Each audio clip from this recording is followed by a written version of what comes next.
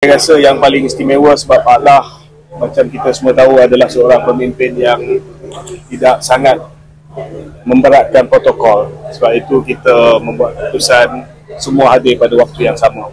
Sama ada mereka adalah aktif kenamaan ataupun orang biasa yang mengenang jasa Pak Lah, datanglah untuk ziarah, datanglah untuk memberi penghormatan yang terakhir.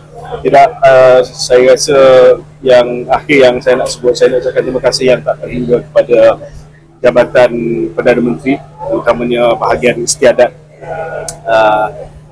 PIPA, dan juga kepada penerangan, kepada RTM, kepada pihak media, kepada Masjid Negara yang telah pun menguruskan daripada A to Z, pihak JAKIM, tidak lupa juga kepada seluruh pasukan keselamatan kita, Polis Diraja Malaysia, Angkatan Tentera Malaysia, terutamanya mereka yang telah menjadi pengusung jenazah daripada Dewan Solat sehinggalah ke Makam Pahlawan. Jadi daripada pihak keluarga, saya ucapkan terima kasih kepada semua.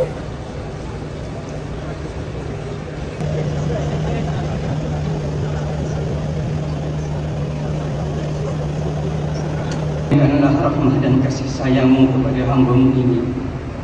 Ampunkanlah segala dosa dan kesalahannya.